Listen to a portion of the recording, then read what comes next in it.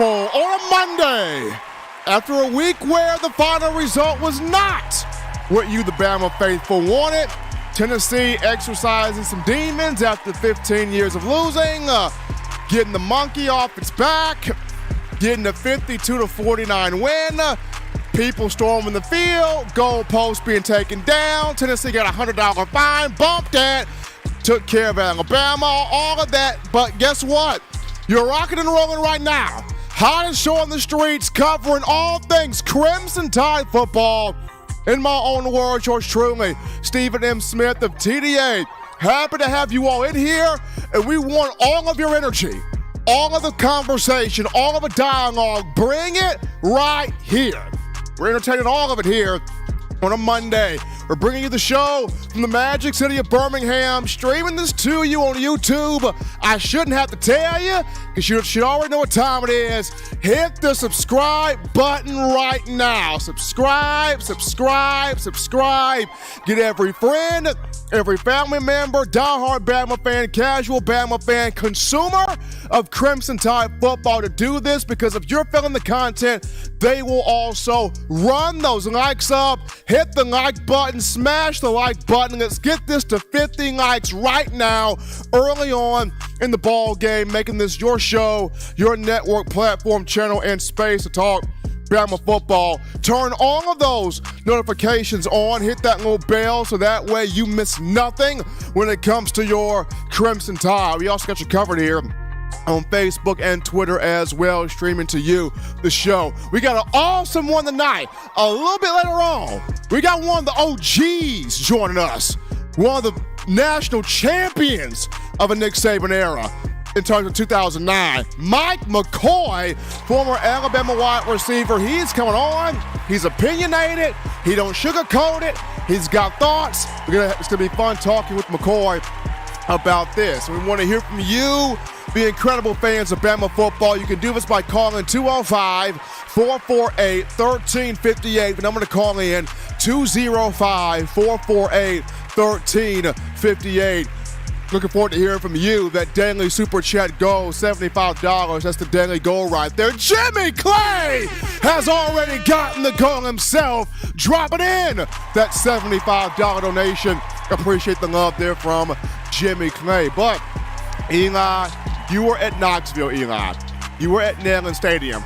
I'm sorry you have to endure all of that, Eli, but you were there, man. So we're going to jump into now.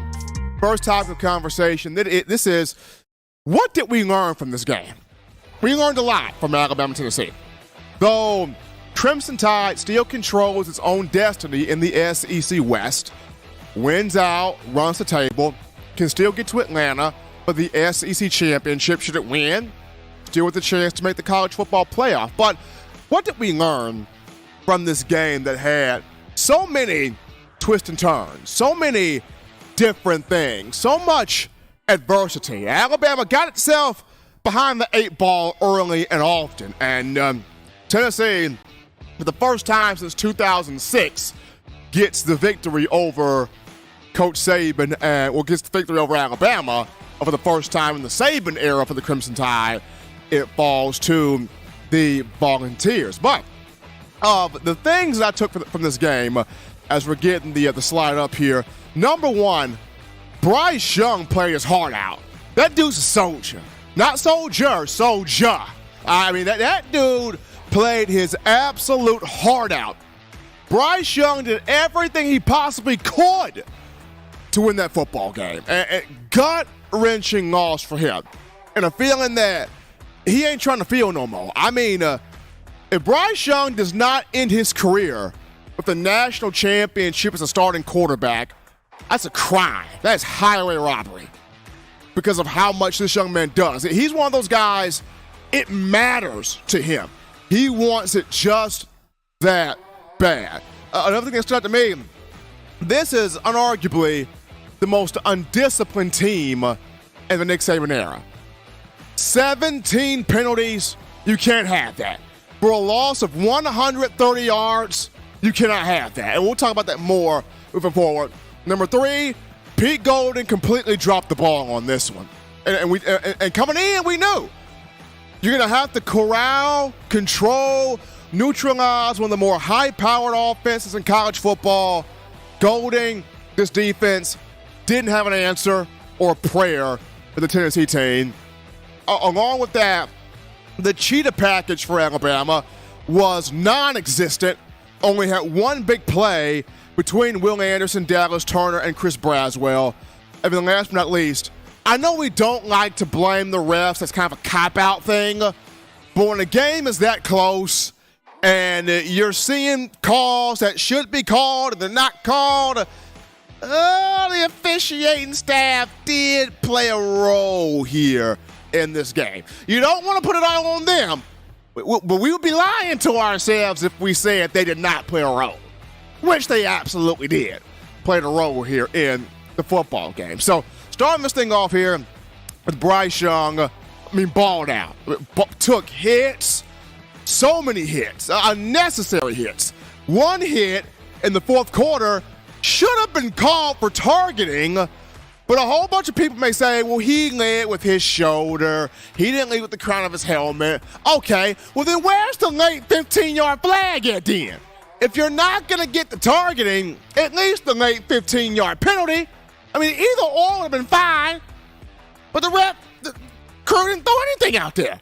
So Bryce has taken big hits the whole night, but still made some Houdini-type plays, eluding sacks, avoiding defenders, trying to give receivers every single opportunity to make plays out there. Bryce Young played his heart out. Dude balled out. Did everything he possibly could to win the football game. And like I mentioned, if his career at Alabama as a starting quarterback ends with no championship in terms of a national title, a serious, serious crime has been committed there. But Bryce Young played his heart out. This Alabama team, number 2, I don't know what it is, but this is the most undisciplined team Saban has had since his tenure here. This is probably the most undisciplined team in Alabama history. When you look at 17 penalties, the most by any team in program history for Alabama. In years past under Saban, it was, if opposition wanted to win, you would have to have a perfect game to beat Alabama, right? You would have to have a superhuman performance. You would have to have a generational quarterback. You would have to have the perfect game plan. You couldn't make mistakes. Why? Because Alabama was not going to beat themselves, and they were not going to give you anything. So if you had to beat Alabama, you would have to take it from Alabama, right? Like a superhuman performance. Well, now Alabama's giving the opposition stuff. 17 penalties. And a lot of this was, you're seeing Saban becoming glue. You're like, are you kidding me? Are you kidding me? And it wasn't just the penalties. It was just the uncharacteristic plays, blunders on special teams, dropped passes, the guys not knowing what's going on out there. Even before the game started, Coach Saban talked about this like the guys weren't even chanting. They didn't want the smoke. They weren't barking all. They didn't even come out the locker room with the swagger that they usually come out the locker room with. I remember, my goodness, 2015 when Bama played Georgia and at Sanford Stadium in Athens. Bama came out the tunnel barking at Georgia like, we want all that smoke. Give it to us. Come on. Come with it. Bring it on. Them Bama players were barking at Georgia. They wanted it. They wanted it. You go back to the 2016 season opener against USC. Bama wanted all of that smoke. So bad that you got Deontay Thompson and Ronnie Harrison fighting each other on the sideline, and Reuben Foster's breaking that mess up. I mean, we all remember the Damian Square video that's going around social media. I'm going to choke his blank out from the snap to the whistle. It's Bama, that's what we do. Like, that type of swagger, challenge, wanting all the smoke, we coming for you, and we taking it from you. Did not see that at all in pregame, but for Tennessee. So, undisciplined team, but then not wanting to take on any type of challenge, that's an issue. So we move on down to the number 3 thing, and going back to Pete Golding here. Pete Golding did not answer the bell here. I mean, you give up 52 points to Tennessee. To Tennessee's offense, 52 points. A lot of people recently have been upset with Bill O'Brien. You got a lot of Bama fans. We can't blame Billy O this week. Bama offense scored 49 points. This is on Pete Golding. And it is because, first and foremost, where was the adjustment after the first touchdown by Jalen Hyatt? Where was the adjustment? I mean, after the first touchdown where he splits DeMarco Hellams and Brian Branch, where was the adjustment to bracket Jalen Hyatt? If somebody's going to beat us, it's not going to be that guy. No adjustment was made. Josh Heupel is like, if you're going to give me trip stacked to the top of the formation and the bottom of the formation every single time and allow me to put Jalen Hyatt in the slot to go against your safety, but I'm going to take it every single time. And that's what Josh Heupel did. I mean, Heupel's like, why do I need to go after Kool-Aid McKinstry and Jordan Battle when I can just burn bacon DeMarco Hellams and Terrion Arnold all night long? And that's exactly what Josh Heupel did. And there was no adjustment made, period, whatsoever. And along with that, why was Alabama rushing 3 and dropping 8 back into coverage? Where was the pressure to Hendon Hooker? There was none. Hendon Hooker literally could have sipped tea, had a 12-case beer, hit the Dougie, hit 5 different two-steps, went home to mama and got a Philly cheese sandwich, read a book, drove a Maserati all across the Grand Canyon, and still came back and had time to throw in the pocket. Where was the pressure? There was absolutely no pressure whatsoever in the game. None. And he's able to sit back there and throw the football.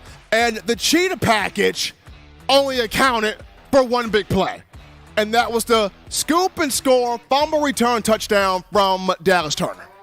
Will Anderson was completely neutralized. Nothing. Chris Braswell, nothing.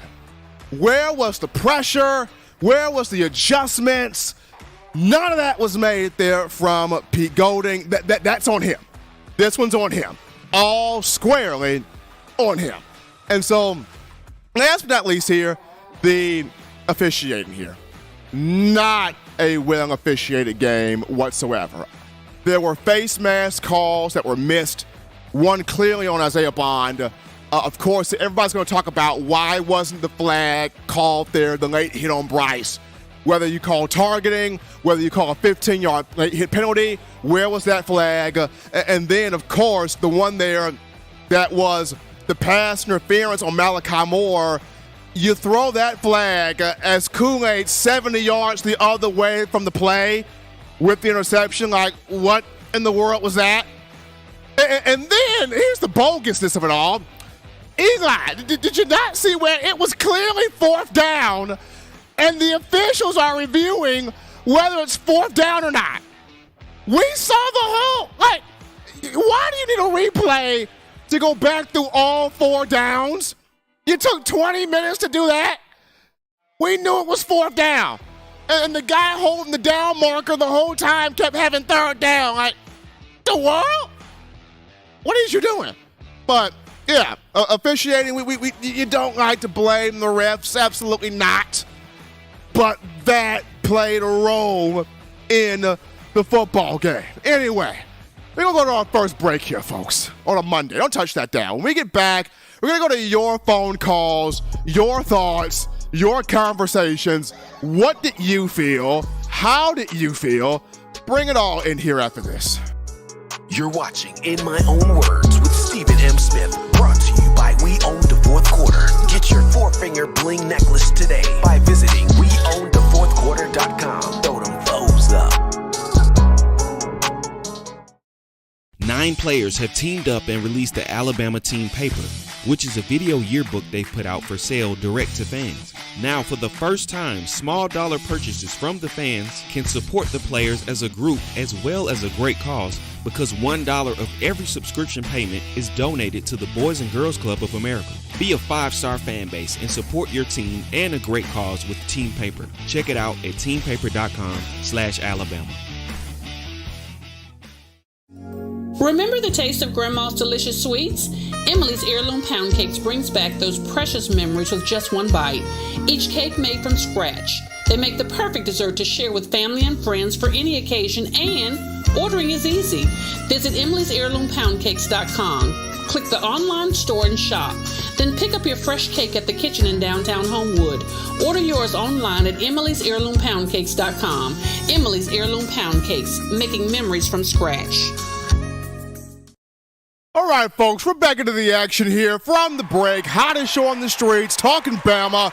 In my own words, yours truly, Stephen M. Smith of TDA. Gotta shout out the man, Eric Beasley, for that $10 donation in the Super Chat. Thanks for the love. Thanks for the love there from Eric. But we go to the phone lines right now to grab your calls. The call segment brought to you by the Blue Wrench Gang, 205-448-1358. Now I'm going to call in 205-448-1358. We grab this call. You're live on the show. What's happening? How we feeling? State your name and where you calling from.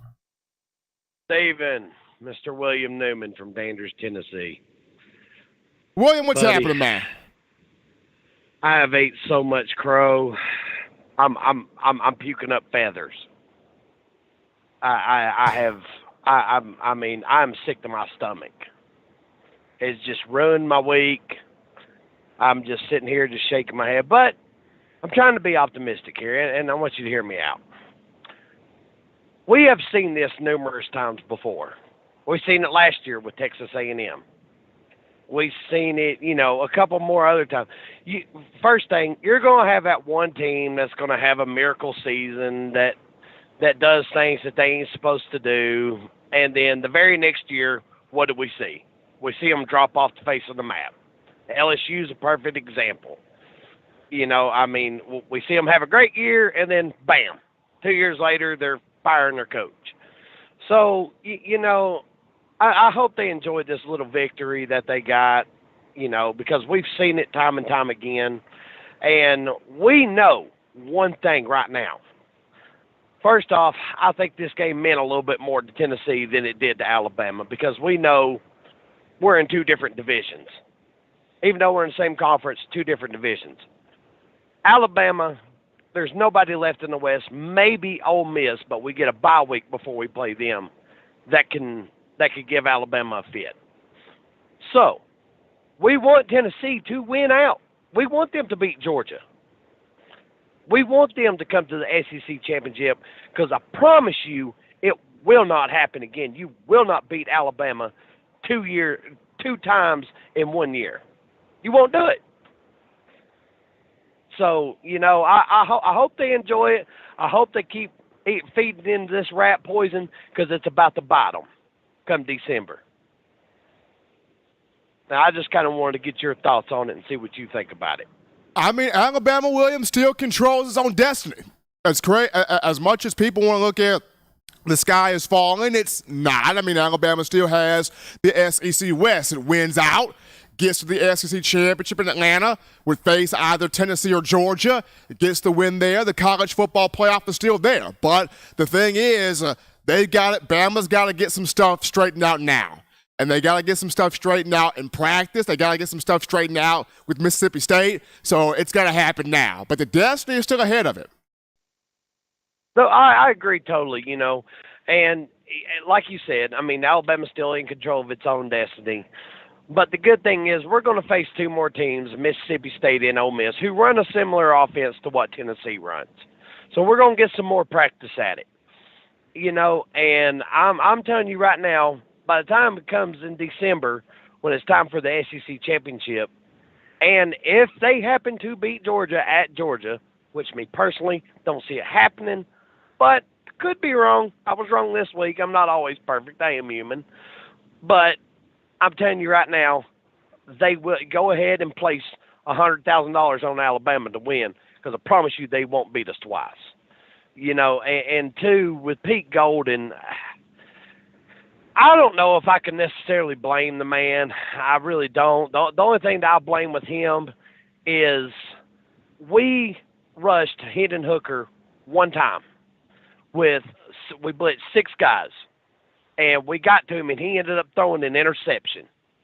That was the only time we blitzed with more than 3 to 4 guys. If you've seen that it was working, if you put pressure on him, he makes bad decisions, why not keep doing that? Why not keep going after him until he gives you a reason to change it? I didn't understand that. I mean, maybe you can elaborate for me. I don't know. That William, was the one thing that I kept looking at myself. And coming into this game, the idea was you have to get to Hendon Hooker. No other team this year has been able to consistently get to him and rattle him, which was the reason why he had no interceptions prior to the game against Alabama. I don't know why Golden didn't bring more pressure, but something's got to get fixed here defensively. We appreciate William for that call, though. We take this call. You're live on the show. It's happening. How we feeling? State your name and where you calling from. Hey, Stephen. I'm just Robert from Mobile. Robert, what's happening, brother?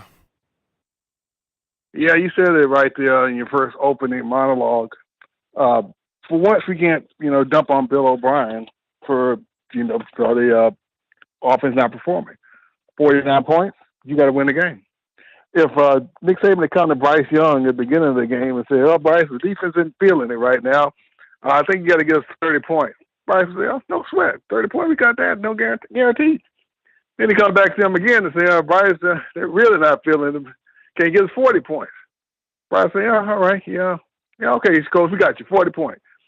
Bryce Young, if Nick comes back and asks Bryce for 50 points, Bryce would ask that you bring the defense at all. Because 50 points, 49 points should win the game. Now the defense scored 7 though, so okay, 42 points should win us a game. You can't expect your offense to get you 50 points. It just can't happen. And really, Tennessee had more points than that. They missed a few plays too. There was a couple of touchdowns to get Hendon Hook over 2 guys, but they were touchdowns if he doesn't. So Tennessee had even more points than that. That was just defense not showing up in the game. Now, of course, at the end of the game when we were driving, yeah, we could have ran the ball. Even Gary Danielson, who is nobody's friend on Alabama, pointed out, "Hey, you got 2 timeouts there." He circled them on the screen, indicating, "Hey, you can run the ball." Yeah, we could have, but other than that, their last drive, the offense, played as well as it could on the road. You got your 42 points defense and 49 points to score in the game. We shouldn't have needed 50 points. We shouldn't have needed 63 points to win the game. But that's what we needed because of the defense not playing well. And once again, Pete Golding reared turned into incompetent Pete Golding. Well, when he gets into a shootout with anybody, he just can't make adjustments. Now, one thing to just give up 40 points in a shootout, which is bad enough, but to give 50 points, 52 points, and more was available. Now, the referees they were ridiculous. That holding call at the end, which turned the game around, that was just flat out ridiculous. Not calling helmet to helmet or, like you said, even roughing the passer against Bryce Young was ridiculous. And like Nick Saban pointed out, he'd be fine with it, to an extent, if you were calling it both ways. But when when our receiver gets harassed down the field towards the end of the game, no call. So that was patently unfair. Now, there were 17 penalties. I would say at least 13 of them. 13 of them, okay, was probably, I would say, legit fair. But those were 4 that were not legit, that turned the game around. Now, that's not fair to the team. And like you said earlier, Bryce Young is a phenom, and we can't seem to get enough players around him playing the right time to win a game, to win a championship. That's what's bugging. I mean, it'd be an absolute shame to have the best player and definitely the best quarterback in Alabama history, one of the best quarterbacks in the history of college football on the Alabama squad, and not be able to win a championship because our defense just won't. I mean, seems like they can't shut out elite offenses at crunch time when they absolutely has to. Now, hopefully they'll get it in gear and they'll want to redeem themselves, and then hopefully they'll do it next weekend. I mean, because if Mississippi State, Ole Miss, I mean, if Ole Miss can keep not Ole Miss, Kentucky keep Mississippi State under 20 points, Alabama's defense should definitely be able to. If we don't, they got to show out this weekend. They owe the team and the fans a breakout game, really a bunch of games for the rest of the season. Because it was defense that allowed this game to get away, and it's hopefully they'll learn from it and move on. But Bryce and Jahmyr Gibbs, they were balling. A lot of receivers were balling too. We had a couple of key drops that we needed, but again, you scored 42. The offense scored 42 points. That should win us game 10 out of 10 times. So defense, you got to get it in gear. All right, man. Appreciate Robert from Mobile calling into the show. We're going to actually get ready to go to a break here, folks. If you are on the call line, hold through the next 10 minutes or call back within the next 10 minutes, because upon our return, we're going to get to Mike McCoy quickly, former Alabama receiver Mike McCoy, to get his thoughts from the matchup. We'll be back after this.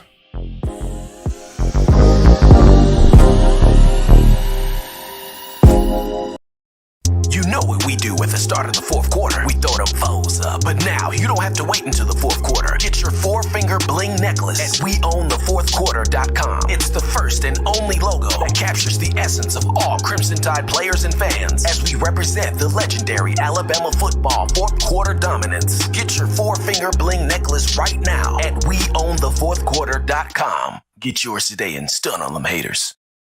Touchdown Alabama Magazine is Alabama football's premier publication. A subscription to Touchdown Alabama Magazine is the perfect gift for any Alabama fan. For exclusive news and information, recruiting updates, a free annual print magazine, and more, go to touchdownalabama.com and click join. Only $7.95 per month, or pay $74.95 for a full year subscription. That's a yearly saving of $20. Go to touchdownalabama.com today and roll Tide. All right, people, we're back in here to the break. We're from the break to the action. In my own words, yours truly, Stephen Smith of TDA. And right now, we go to the In My Own Words hotline, but we bring in one of the OGs, biggest OGs of the Nick Saban era, 2009 BCS national champion. He don't sugarcoat it. He tell it to you straight, just like it is. If you don't like it, oh well. He is Mike McCoy, founder, CEO of Maximum Performance Training out of Bessemer, Alabama. Mike, brother, welcome back. How you doing? Man, I'm doing well, man. Doing well, man. I thank you for always having me, brother. And thank you for the kind words. Absolutely. Mike McCoy right here on the show. So, Mike, we all watched this game over the weekend. You did as well as a former player, and just watching the ups and downs, watching the adversity, watching what you saw against Tennessee and Neyland. What was the biggest takeaway you took from this particular matchup? Man, it's just there. I'm not sure. How much do these coaches make? How much do the offensive coordinator and defensive coordinators make? At least over $1 million. I can say that, at least over $1 million. So, again, if I'm paying you to do a job, that's what I expect you to do. Like, I'm trying to figure out, Buddy knows something? Do he got something on somebody at Bama? Like, bruh, you had a receiver who had 6 catches, 5 touchdowns. Think about what we just said. 6 catches, 5 touchdowns. This kid ain't got to play no more college football. This boy going to get drafted the first round. I was going to say, hey, man, put in that Alabama film and see what I did. No adjustments whatsoever. whatsoever. It's not rocket science. If I got one receiver that is whooping me, what do? Why would I not go into a bracket? Why would you not take him out of the game?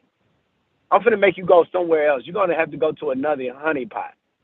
Middle of the field, wide open. No communication. That starts. No, you take on the identity of your middle linebacker and your defensive coordinator, and come on, man. So I'm not sold on it. And in the offense side of the ball, man, just let Bryce play. I wouldn't even let him. Don't let him call nothing. Don't let the OC call nothing else. From this day forward, hey man, let Bryce run it. Let him be Tom Brady.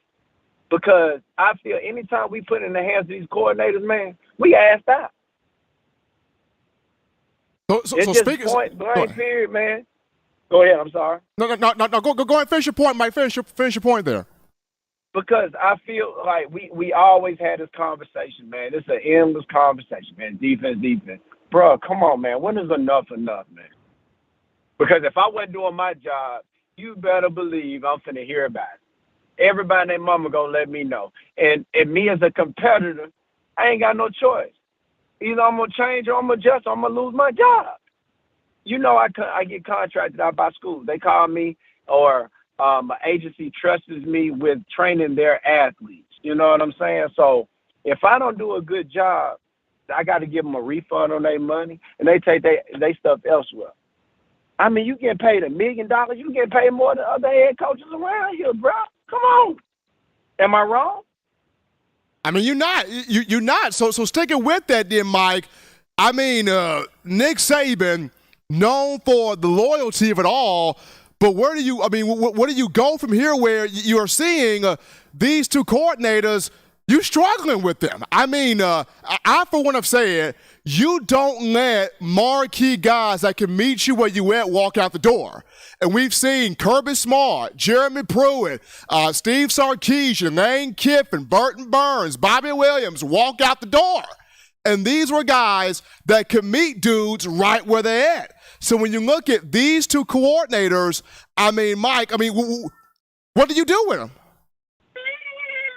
I'm trying to get to a point where I guess where I'm trying to make it make sense in my mind, because this is not the Nick Saban that we grew accustomed to knowing. When this man spoke, man, it shook the whole house. You know, it shook the whole facility. But hard times build tough people. And that's one of the things. When he came into this program, he built men. He made us think we were Navy SEALs. So it's almost like the rich parent syndrome, where I feel like you, as a parent, you made your millions of dollars. And some of these kids, they don't know the real grind. They don't know the real work and labor it took to build an empire. So they become trust fund babies. They don't respect the business. You know what I'm saying? So I feel like they got too many guys that don't understand the Bama standard. They don't know what it takes to all go into being the Bama way. I think you got too many guys. I ain't trying to be funny. You got too many guys from out west, up north. They ain't got no state. They don't understand. I remember being on a team where kids had full scholarships to go play college ball at other schools. But they chose to come to Alabama because their grandfather played at Alabama. Their uncle, their bigger brother, it meant something to them. These guys, man, tell me why. I got on Instagram, I saw several guys, after y'all just got whooped, posting on Instagram. What are you doing? Is your NIL deal that important? At halftime, you checking your phone? You ain't really too engaged. Again, these boys are no longer amateurs now. You're making these guys into pros, man. Something got to change. But it starts up top, man. Coach Saban needs to shake some things up. He needs to bring in your former players. You better pay them. If you showing up paying them boys $1 million, hey man, you gonna need my time. You gonna have to pay me. Not even just me. Why not Marquise Mays or guys like DJ Hall that came through there? Why you ain't got guys like Rolando, Trent Richardson, Mark Ingram, the guys on their bowies? Why are they not investing back in the program? John Parker Wilson, Corey Reamer. dudes who got blood, sweat, and tears that are part of the process. Rashad Johnson, Javier Arenas, Kareem Jackson. Like, these are the boys that you need to have that's in these rooms to shake up some things. But I'm saying my piece, man. It starts up top. A lot of people don't like what I got to say, man. But the more things stay the same, they're going to stay the same unless you change, Only time a kid, I got my little boy in the back seat. The only time my son learns something is when he learned by experience. I can tell him, hey, son, that stove hot all day long. It take him going over there to burn his hand to make it realize. And I hope that's what happened to Alabama this past weekend. These folks got their money up. It's the wild, wild west now. A lot of these kids going to the highest bidder. So now that these schools got the same money that you got, what you going to do about it? What you going to do different? Are you going to revert back to your old ways? You better call Cochran because the sideline looked dead over there to me. Didn't it look dead to you? Absolutely. So at this point, Mike, where do you feel like Alabama's got to go to from here? Because you got Mississippi State coming up. You got Ole Miss, you got LSU, you still got Auburn that's trying to get to the SEC championship game. So where does Alabama, where does Nick Saban need to go to from here after this loss? And after hearing what Saban said today, talking about anxiety where the team is concerned, where does Bama need to go to from here? Man, look, and I ain't even saying, I didn't even hear the interview, but I got kids in my gym, and I got parents in my gym who say, hey, man, my kid got anxiety, he got ADHD. Hey, man, that's an excuse. They don't get you no excuse to act out or go against the grain because you got something going on. You're going to do what we tell you to do. You at that university, man. I remember when I signed my name in the letter of intent, man, they said, you are now the property of the University of Alabama. You know what I'm saying? Like, again, I think you give these players too many options. Do your job or get gone. That's what they used to tell me. Either you're gonna be a system guy or we're gonna holler at you, man. Either be a system guy or we're gonna holler at you. It's too much individuality, man. These boys are worried about looking good, man. What happened to being alpha males knocking heads off? Like the last caller just said, there was no pressure on the quarterback. Nobody, I ain't seen no linebacker pull nobody to the side. I ain't seeing nobody getting choked out or getting manhandled. Like, I ain't seen none of that, man. If it's an argument on that sideline, it needs to be because somebody ain't doing their job, and this means enough to me to make something happen. But again, man, everybody worried about their feelings getting hurt, man. And I'm over that feeling stuff, man. We need to go back to the old ways, man. I don't even think these little boys have had a whooping before. I don't even know they get, they call the police on you. You spank your kids nowadays. So in the midst, we raising some weak kids, man. It ain't that the kids changed. We changed. Our standards and our demands for these young men have changed. Telling it like it is. Mike McCoy, former Alabama wide receiver, 2009 BCS national champion, the founder of Maximum Performance Training out of Bessemer. Mike, you already know how it is on my end. We appreciate you dropping the wisdom, dropping the nuggets, being true to yourself there. Hey, my brother, you have a great one, man. I appreciate it, man. Have a good one, fellas. Absolutely. Mike McCoy doing it as he does it, telling it exactly the way it is that when you look at Alabama football. We're going to take a break right here, folks. Don't touch that dial. If you're still holding on the phone lines, we're getting your calls, your thoughts, your conversations right after this. Don't touch that dial. Call in right now as we're taking your calls up next on In My Own Words with Stephen M. Smith. Brought to you by We Own the Fourth Quarter. Visit WeOwnTheFourthQuarter.com now to get your four-finger bling necklace. Every sports fan deserves the proper representation. Whitwell Sports introduces to you the Title Towel. Wave that Title Towel in the air like you just don't care in support of Nick Saban and the Alabama Crimson Tide. Only $9.99 and it lasts a lifetime. Head on over to WhitwellSports.com and get your Title Towel today. Touchdown Alabama Magazine is Alabama football's premier publication. A subscription to Touchdown Alabama Magazine is the perfect gift for any Alabama fan. For exclusive news and information, recruiting updates, a free annual print magazine, and more, go to touchdownalabama.com and click join. Only $7.95 per month, or pay $74.95 for a full year subscription. That's a yearly saving of $20. Go to touchdownalabama.com today and roll Tide. Woo! We back in from the break. The action here on the show. Mike McCoy with that full-on sermon. Got me ready to go here. In my own words, yours truly, Stephen Smith of TDA right now. We go to the phone lines to grab your calls. The call segment brought to you by the Blue Wrench Gang, 205-448-1358. Number to call in, 205-448-1358. We grab this call. You're live on the show. What's happening? How we feeling? State your name and where you calling from. Yeah, how you doing there? Roll Tide, Stephen. It's Demetrius from North Carolina. How we doing, man? Just trying to keep my head above water, pounding the pavement out here on the highway. Yeah, I just want to call in and add my little 2 cents worth. I mean, Saturday was a whole entire team loss. Players, coaches, position coaches, head coach.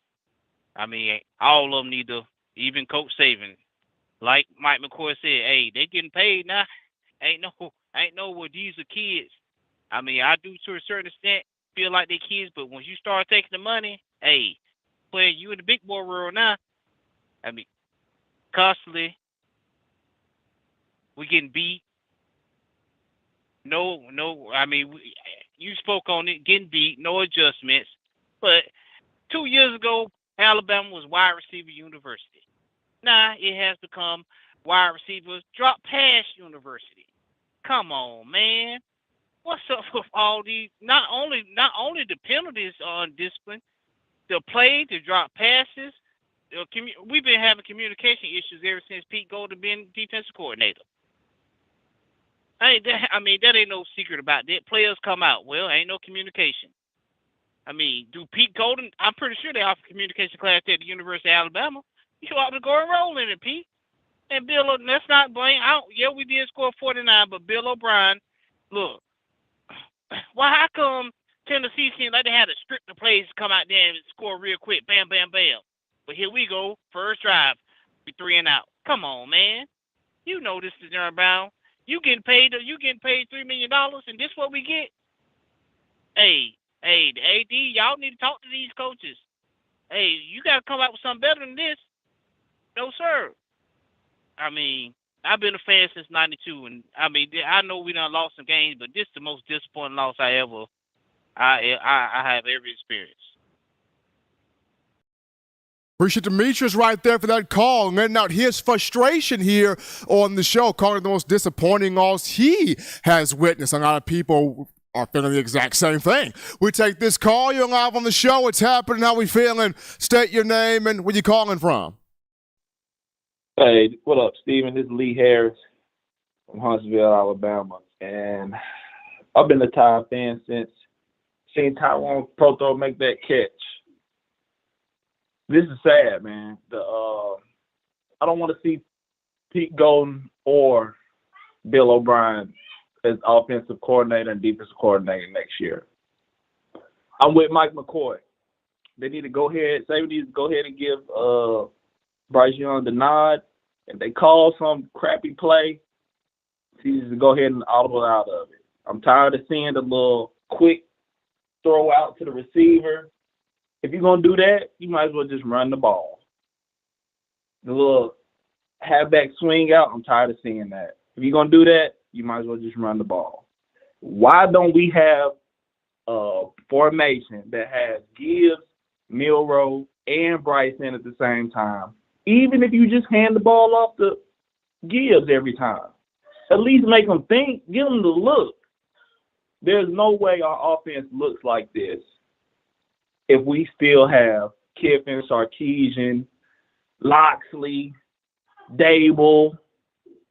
Like, the offense, even though they put up 49 points, whatever, it still looks like unflavored yogurt. Have you ever had unflavored yogurt before? Yeah, It's I have. disgusting. Yeah. It's disgusting.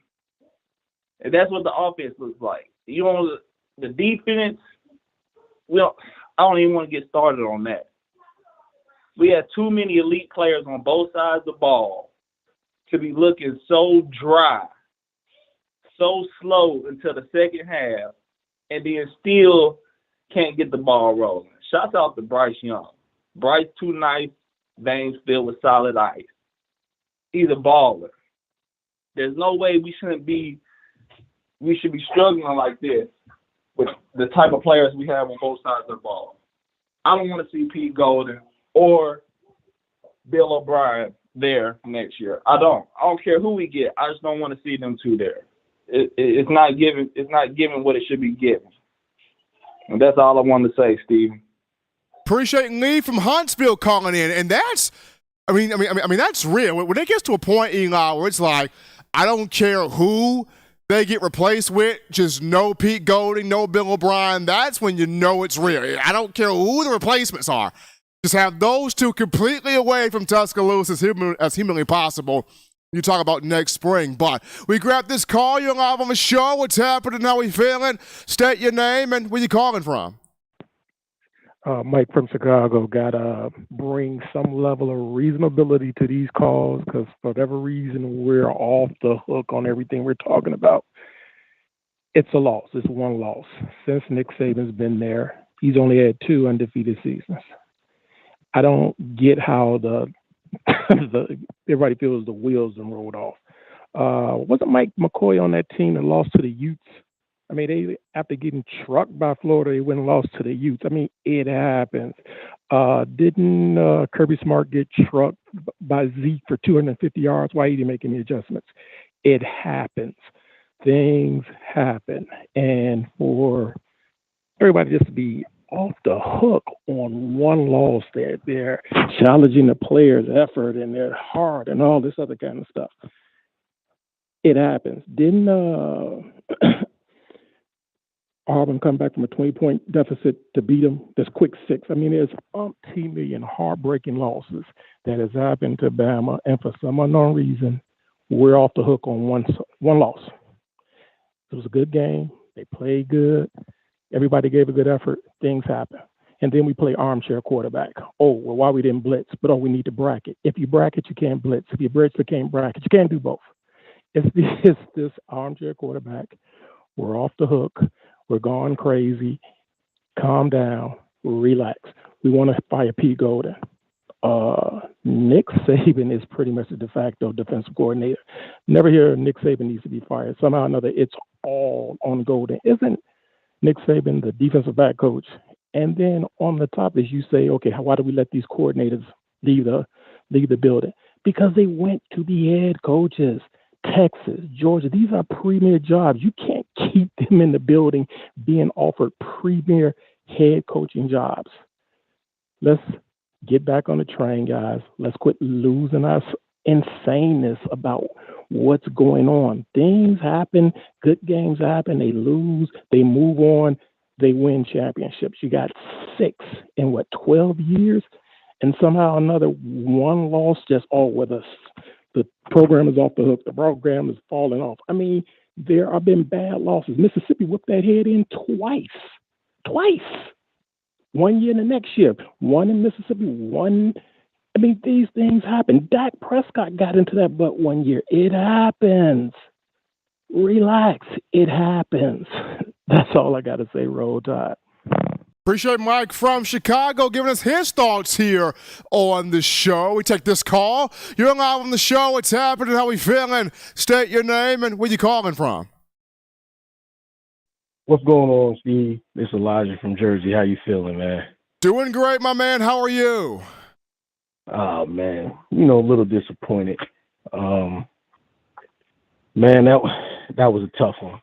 And, one thing as fans, I said it to my cousin. He's a weird old Auburn fan. I hate to admit that he's family, but he is. But the one thing, Steve, and I gotta say it, and I gotta say it with all my might. Steve, we as fans, even you, we got to stop giving these kids the flowers before they earned them. All preseason, what have we been saying? The defense is going to be the backbone. We got this killer defense. Half of these jokers ain't proved nothing. We had Will Anderson, that he cemented himself. He's an All-American. He's probably the best defensive player in college football. We had a bright spot in Dallas Turner. But Steve, all the rest of them, they ain't proved nothing yet. And we sit up here in the offseason and give these jokers this praise. You know what I mean? We got to make these dudes earn it. Let's see what y'all can do. Because I'm going to keep it real, Steve. We saw this coming earlier. And what I mean by that exactly is Texas quarterback Ewers, before he went down, excuse my language, but he was lighting Alabama's ass up. We was going to see this second game of the season, Steve. He was taking them, that whole secondary, to the woodshed. That boy from Texas, Ewers, or however you say his last name. So it was always there. Well, one thing is, I feel we have too many practice players, Steve. Our coaches look at it and say, oh, this kid is doing this in practice. He got it. He this. That's a damn practice player. But when it comes to Saturday, now you out there in front of 100,000, and this kid getting burnt after being roasted, somebody got to see this. Somebody got to have the balls to make a change. And it got to be Saban. Saban got to sit there and realize and forget a kid's confidence. Just like Mike McCoy said, we babying these kids too much. Man, you at the University of Alabama, the premier, the standard of college football, Steve. Ain't no time to be babying. You do your job, you get off the field. Next man up. Too many practice players on this team that's showing out, oh, I could do this. I'm doing this in practice. Practice ain't a game. I don't care what you do in practice. If it can't translate over into the game, it does nobody no good. And then, Steve, I want to see if you picked up on this. Alabama, let's just say 2016, that team, the defense.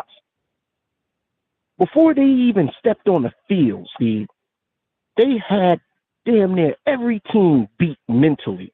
They even had the offensive coordinators beat mentally. Offensive coordinators came into them games saying, you know what? We're going to run the ball just to keep everything honest. We know it's not going to be successful. We know we're only going to get 1 yard, maybe 2 yards to carry. But Alabama defensively had every team beat mentally before they even stepped on the field. They knew what them boys was about, and they knew them boys was going to do their job. They was headhunters. They was warriors. They wasn't soldiers, Steve. You was dealing with straight warriors, all 11 on defense.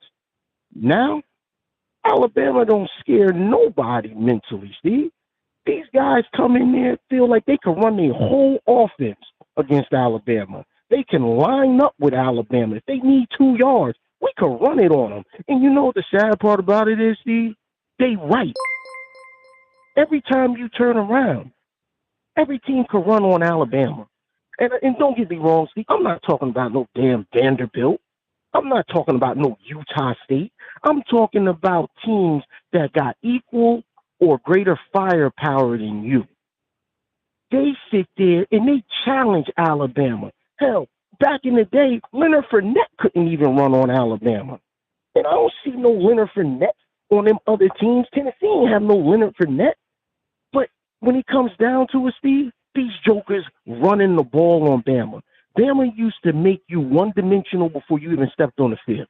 They knew, okay, we just got to defend the pass. We're not worried about the run because they ain't stupid enough to constantly try to run the ball down our throat. Now, Steve, these jokers got the nerve that they want to run the ball. If it's 3rd and 3, they got the balls to run the ball on us. That shows, man. Freddie Roach, you need to get your boys in gear because this defensive line is way below average when it comes to competition that's, at Alabama's level or greater or anybody that's close with somewhat of the same firepower. Saban, to me, Steve, he's showing too much loyalty.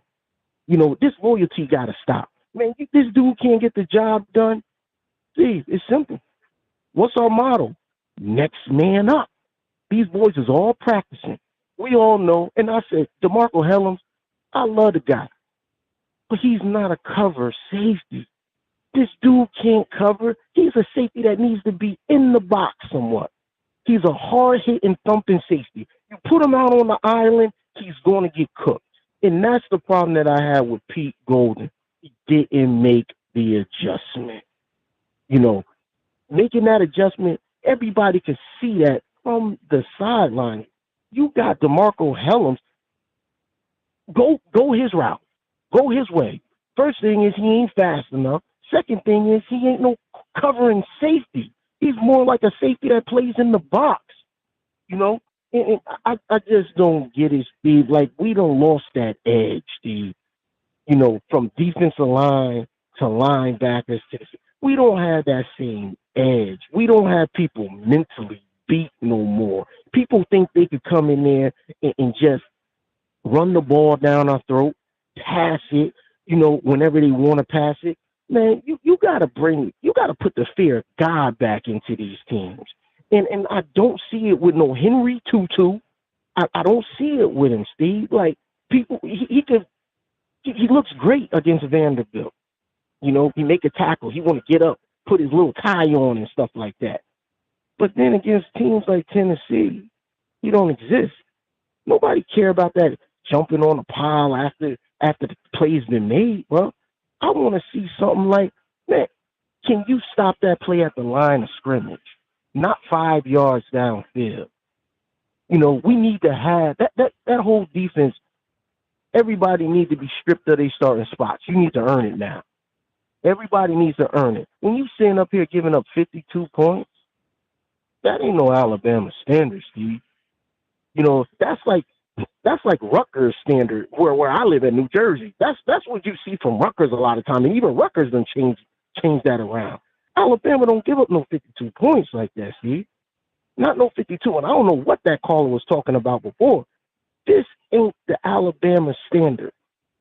And I heard something that is the truth, and I'm going to leave it at this, Steve. When we had them Reuben Fosters and Reggie Raglins, right? When we had them Dante Hightowers, the defense took on them guys' personality. Them dudes was vicious.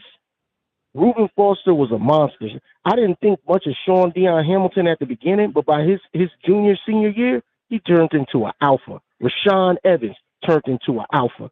Those defenses took on them guys' personality. They was nasty. When you got a softy leading the pack, when you ain't got that alpha leading the pack, Steve, man, listen, what you think the rest of y'all gonna be? Reuben Foster, everybody knew he was a head hunter. He was the chief out there. You knew you do your job or it's gonna be a problem.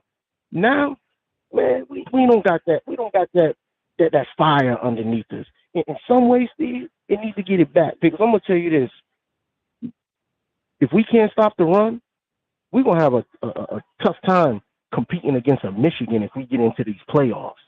We're going to have a tough time competing against these Georgias when we get into these playoffs because a team like Michigan can run the ball. So we're going to have to man up. And Freddie Roach, bro, you're a great recruiter, but you need to do something with this defensive line. Steve, that's all I got to say, man. Roll Tide. Appreciate Elijah calling in right there. I'm gonna say this thing before we take the next call. A lot of this is Alabama fans, and you guys have done a tremendous job of this. Y'all have held Nick Saban, Coach Saban, to one of the very first things he said when he stepped off the plane in 2007 to be the Alabama head football coach. What was one of the first things Nick Saban said when he turned and looked into the sea of hungry Alabama fans in Tuscaloosa? He had brown hair then. Nick Saban said, we are going to give you being the fans, a product that you can be proud of. That's what he said. Word for word, verbatim. I remember that. In terms of the legacy, longevity standpoint, he's done that. 6 national championships, 8 SEC titles, a boatload of All-Americans and first-round draft picks, NFL draft picks, that kind of deal. But also from the Alabama Nation, each game that y'all watch, y'all want to see that elite product on the field every time. And when y'all don't see that, y'all are going to voice your opinion, which y'all have every right to voice that opinion. So we're going to go to this call here. You're live on the show. What's happening? How we feeling? State your name and where you calling from. Hey, how you doing, Steve? This is Coach Mabry calling from Atlanta, Georgia. What's going on, Coach? What's happening? Man, I've been sitting on the sidelines for a couple weeks, man, but well, I got some things to say today. I mean, when it comes down to it, everybody's really touching where it comes down to. I love what Mike said, and I like what the last caller said, Elijah. You know, the biggest thing that I see from the team in general is there's a sense of entitlement, not just off the field, but actually on the field. I just look around and try to say, where are those, excuse my language, Steve, where are them MFers at? Because they ain't playing on defense right now. And I think Marvin Constant said something the other day when I heard after the game. He said, you know, your personality in that defense is determined by your Mike linebacker. Now, you know what my feeling on this is. I'm going to be very straight up. But how many bad performances can we have from a player and continue to throw him out there? When I look at this team, I think we did some things schematically that put us in some bad predicaments. So I'm not letting the coordinators off the hook. But I don't think that's the problem. I think the problem is they've got the personnel, but they're too loyal to some of these kids that ain't stepping up to the plate and making it happen. I mean, in general, I got a question for you, and I'm going to actually let you answer them after this, but I got a question. How in the hell did 42 Moody not get in the entire game against Tennessee? That makes no sense to me. I'm going to let you answer this when I get off the call. I know they love Deontay Lawson. Moody's the best inside linebacker on that team. He's the only one I think that's got the if, the and he's the guy that will strike your cat and strike your behind. And what they've done with that kid has been absolutely an atrocity. And I just, I know he's one of my guys. I just don't understand what the team's trying to do. 10 ain't the one. I mean, I don't know how many games we need to watch to see these big games that he's going to get real small. But for him to get on there and talk afterwards, open his mouth on the media about we're coming back and we're doing it, no, son, no. Bro, you had the ability to do it when you had the time to do it, and you didn't get it done. My biggest thing is they're not the standard is not there because the coaches are not making the standard the way it's supposed to be. They're showing too much preferential treatment to players. When you bring a kid in, and I'm not picking on this kid specifically, but any transfer comes in, they don't know the standard. They do not know the standard. They come in and they get in the starting position, and I'm going to just be real. I'm going to just throw it out on the carpet because I know this is an absolute truth. They get the starting position at Alabama at inside linebacker and never had been in pads. You basically were promised the job. And this is indicative of what's going on in that program right now. I know I got a kid that's there, and I'm going to be very upfront with you, Steve. I'm going to share some information. He went in on Sunday, and he went ham on Golden. He said, flat out, said, you know what? We need MFers on the team, and I'm one of them. And why are we not having the standard be put out here? We continue to throw it out. When it comes down to it, man, the coaching staff, it's a personnel issue, and they ain't got guts. You know, just because you hype the kid up all year about how great he is, when he ain't performing, there's a good place for him. It's called that bench. You sit him over there, and you find out what he's really got to say, what he's really going to do. But when he knows every week he's going to go out there and play, regardless if he's a poor performer or not, guess what? That's exactly what we got. This ain't the first poor performance that we've had from the front seven. Let's just get frank. They had a poor performance against A&M. Everybody thinks how great they played against A&M. A&M gave Appalachian State, I think, they scored 13 points against Appalachian State. A&M was not good on offense. They struggled against Arkansas in the game. They continue to just allow that. I just don't understand from a personnel perspective what they're looking for, because the ones they got out there are soft as tissue paper. We got to own that. And I disagree with the caller from Chicago. Bottom line is we ain't played to the standard for about 3 games this year. 4 out of 7, we ain't played to the standard. So that tells me you got a personnel problem. Either that or you got an attitude problem or you got people that ain't in the standard. Figure out which one that is and own it. And that's all I really got to say, Steve. When it comes down to it, it's just It's disappointing to watch it. It's disappointing to watch, certain people that I have that I know personally to be treated in the way the staff has treated some of these kids. There are kids that are on that sideline that should be in the damn game. I can tell you that right now. But you know what? We too worried about hype videos. We too worried about them. They made 100 tackles last year, but no tackles for loss.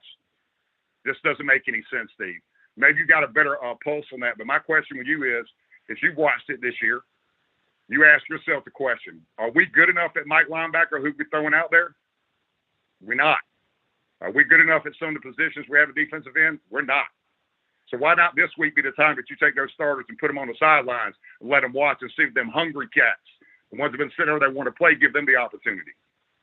And I'll give you a good scenario. That number 42 ain't even got a vehicle. He walks to school every freaking day. He ain't got no NIL deals. You know what his NIL deal is? To play. And that's the kind of guys I want on the team because I don't want no choir boys. I said, if I'm going to have a guy, it ain't about dating my daughter. It's about who's going to go out there and actually get it done. So I'm going to leave you with that, Steve, and I'll be waiting for your comment. Absolutely. Coach Mayberry calling it right there. And for me, Ian, I've said this. Jalen Moody's a dog. I've said this from day one. He's a dog. He needs to be the middle linebacker. Deontay Lawson can play weak side. I'm cool with that. Kendrick Blackshaw can play weak side. I'm cool with that. But Jalen Moody's a rough rider. I've said this all season. You got to be a rough rider. Jalen Moody's a rough rider. On the defensive line, Jamarian Latham's a rough rider. I don't know why he's not out there more. You got other guys on the line that are rough riders. Damon Payne is one. Tim Keenan III is one. I don't understand why those two are not out there more when it comes down to the defensive line. I mean, in the secondary, we're seeing it's not DeMarco Hellams. Why not have why not have Christian Story out there in the secondary? Why not have Christian Story out there? Why not have Malachi Moore move him to safety or Brian Branch to safety? Because DeMarco Hellams is not a safety. He's a dime linebacker. But I agree with Coach Mayberry. There's got to be some changes here within this personnel. The guys that you know can snatch this throne and that play like they're snatching this throne, let them snatch it. Because sometimes the loyalty destroys you. Sometimes the loyalty burns you. And right now, the loyalty is burning Nick Saban. It's burning him right now. We take this call here. You're live on the show. What's happening? How we feeling? State your name and where you calling from. Hi, Steven. This is Adam from Milledgeville, Georgia. How are you? Doing great, Adam, and yourself? I'm doing great, thanks. I watched the game on Saturday, and quite frankly, it was sickening. We had no pass rush. They ran almost at will on us. Our secondary and our safeties got burned repeatedly, and it seems like every time a team throws deep on us, or even over the middle of the field, we get burned or we get a PI call. And the same thing happened last year against A&M. The same thing happened in the fourth quarter against UGA last year. And it's just sickening. I mean, Saban looked mortified at the press conference today, and for good reason. So, I mean, I guess my question is, how do we fix this? I mean, there's only so much that the coaches can do. They aren't on the field, and they can't execute. So my question for you is, what do you think that we need to do to get the defense performing better and just get the team performing at the level that it has in past years? Well, first off with the defense, Adam, it's just time to look at guys that they know they can get this done. I understand Saban's loyal to his juniors, his seniors, his graduate players, but at the same time, if you're seeing game by game they are not meeting what they need to meet, get some of these young players in here who are hungry, that play with that some gotta give mentality, that play with that, either I'm going to take it or I'm going to punch you and take it from you type of ordeal. You got to get those players on the field and live with the bumps and bruises that they may have to occur. Because, right now, the loyalty is not helping you. It's not helping you whatsoever. So I think number one on defense, you got to get those players in there that want it bad, that are lapping like a dog, that want to be out there bad on the field, and they can show you what they're capable of. Some guys are great practice players, and I get that. But when the lights turn on, there are some players that just were born to ball on the field. Get those guys born to ball on the field, and that's how you fix the defense. Yeah, I agree with you, Steven. Thanks so much. Roll Tide. Absolutely. Adam from Georgia calling into the show here. Get the guys born to ball. It don't matter what practice is cool. But when the lights click on and you got over 100,000 people yelling obscenities in your face, get the people born to ball that don't give a flip about what's being said. They just want to take your head off. Born to ball on the field. When they came out the womb, the doctor said, hey, mama, he ready. Born to ball. Get them guys on the field. We take this call here. You're live on the show. What's going on? How are we feeling? State your name and where you calling from. My name is Lewis from Florida. How you doing today, Steven? I can't call it, man. How are we feeling, though? I was somewhat disappointed on the Alabama game today. On Saturday, what I saw, the secondary was, man, they were all over the place. He took Helms out. Don't we still have Eli Ricks? Couldn't we not got him on the field? The guy used to be a lockdown cornerback. Could we move Kool-Aid or something back in the, to cover that deep ball and put Ricks in or something? Or is he still hurt, Eli Ricks? Is he still hurt? Eli Ricks is not hurt at all, and that's my thing. If he's not hurt, and your thing is get my best athletes on the field, especially in the secondary, then why not do that? If you're seeing DeMarco Helms is not a cover safety, make him the dime linebacker. Bring him up to the box. Have Eli Ricks on the field as a corner. If you want Kool-Aid as your second corner, fine. I mean, have Brian Branch or Malachi Moore at safety. Get your best athletes all over the field.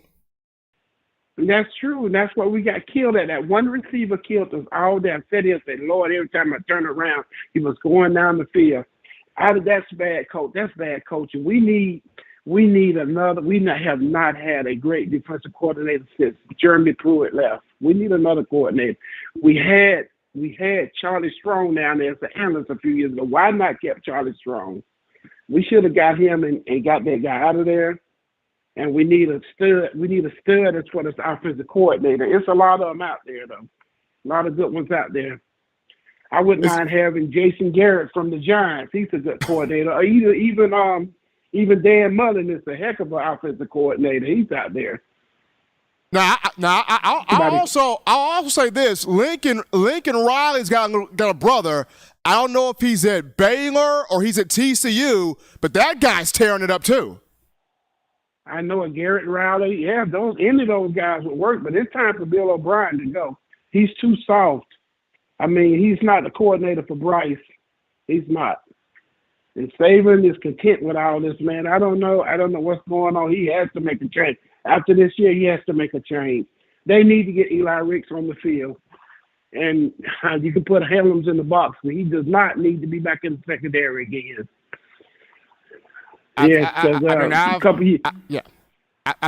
said it myself, Lewis. I mean, from the moment Marco got here, he's not a cover safety. He doesn't look like a cover safety.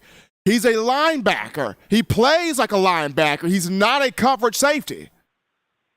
The guy just ran right behind the quarterback, stepped back there and read seen him wide open. That was the plan. They already knew that. Saban didn't make it. He didn't adjust. And the play call and the referees and the penalties, some of the penalties were there, but the one that killed us the most was when Kool-Aid picked the interception. Why did you wait till the man goes 75 yards down the field and throw a flag? That's not right. That is straight up cheating. We would have won the game. They did not want us to win. Tennessee, the officials did not want us to win.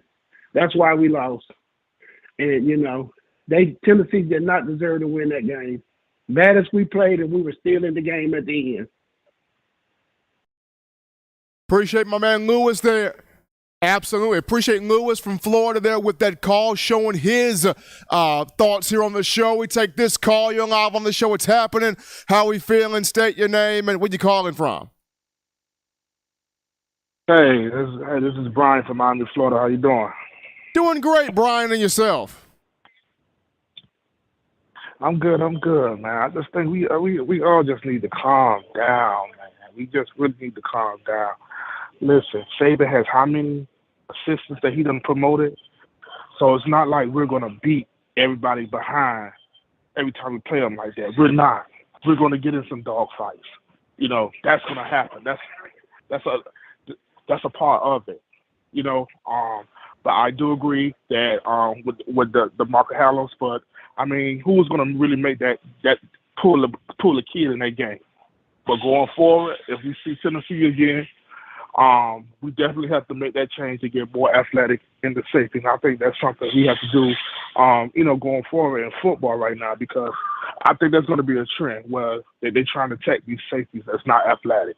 So I do think we need to get more speed, get better coverage for the safety plays. Also, you know, we're missing that interior push, that pass rusher from the inside. We're missing that guy. And I think those two things that, you know, we need to work on. And I think, you know, we really didn't get, we you know, if you take away the blunder, the special team blunder, we win the game. And I just think, you know, the refs was heavy with the flags on us. You can't tell me Tennessee blocked us that well, but it's not to get like one holding call. Come on, man. But I'll hang up and listen, man. Keep doing what you're doing. I enjoy the show.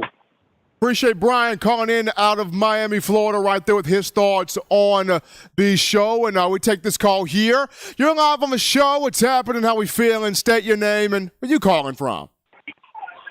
What's going on, man? G from Raleigh. What's good with you? G, what's happening, brother?